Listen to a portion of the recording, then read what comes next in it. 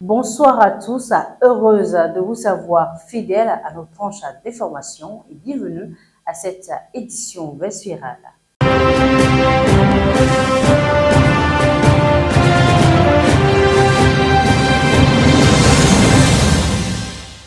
Démarrons cette édition consacrée à l'international par le Congo. Le M23 est accusé devant le Haut Commissariat du droit de l'homme. Le M23 est accusé devant le Haut Commissariat des droits de l'homme par l'ONU ce mardi d'avoir exécuté des enfants à Bukavu. La juridiction affirme ne pas avoir de chiffres exacts, mais que des preuves et témoignages corroborent avec les plaintes de l'ONU. Il mentionne par ailleurs la survenue d'un incident le dimanche 16 février 2025, indiquant que les troupes du M23 et ses soutiens sont bel et bien coupables de ce dont on les accuse. Le 16 février, dans le quartier latin, 3 enfants ont été tués dans une altercation avec le groupe M23. De sources bien introduites, les 3 enfants portaient des armes qu'ils ont trouvées dans une caserne abandonnée par les forces armées.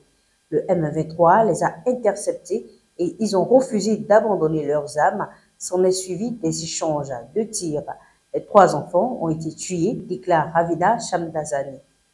Nous essayons de confirmer les informations que nous recevons du terrain, mais ça nous paraît suffisamment grave pour qu'on rende cet incident public, a dit la porte-parole du Haut Commissariat aux droits de l'homme.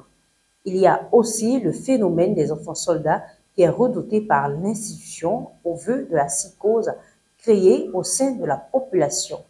Une tragédie que dénoncent l'ONU et l'UNICEF en apostrophant la violation des droits de l'homme, en particulier celui des enfants. Il faut retenir que le Haut Commissariat des droits de l'homme demande aux rebelles et au Rwanda de respecter le droit international. Et dans la suite de cette édition, au Mali, l'armée et ses partenaires du groupe Wagner sont accusés d'avoir tiré délibérément sur des civils en partance pour l'Algérie. Tout porte à croire qu'ils se sont retrouvés à cet endroit au mauvais timing et ont été des dommages collatéraux. Cependant, des témoignages d'un homme qui a pu s'échapper renseignent que les soldats maliens et les mercenaires Wagner ont agi en toute connaissance de cause.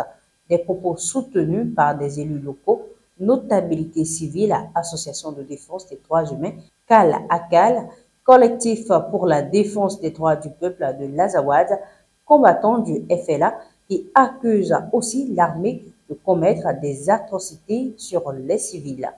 Du dimanche 16 février au lundi, ils ont mené plusieurs opérations pour neutraliser les rebelles de l'Azawad qui ont confirmé le fait en faisant état de leurs pertes enregistrées. Cependant, ils disent ne pas se reconnaître dans d'autres déclarations de l'armée selon lesquelles, je cite, un pick-up a été détruit et ses occupants neutralisés selon l'armée malienne qui les qualifie de groupe de terroristes en renfort dans la zone des affrontements. On parle de 28 passagers civils tués, dont des femmes et des enfants. Jusqu'ici, les mises en cause ne se sont pas encore prononcées ni la hiérarchie militaire malienne.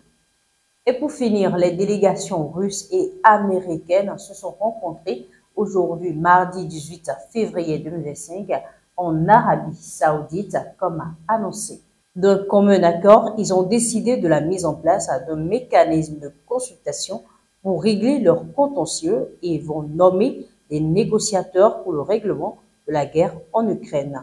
À l'issue de cet échange qui a duré 4 heures de temps, les chefs de la diplomatie américaine, Marco Rubio, et russe, Sergei Lavrov, ont annoncé qu'il sera désigné des équipes de haut niveau pour commencer à travailler sur une issue du conflit en Ukraine dès que possible, de manière durable, pérenne et acceptable pour l'ensemble des parties, a indiqué le département d'État dans un communiqué.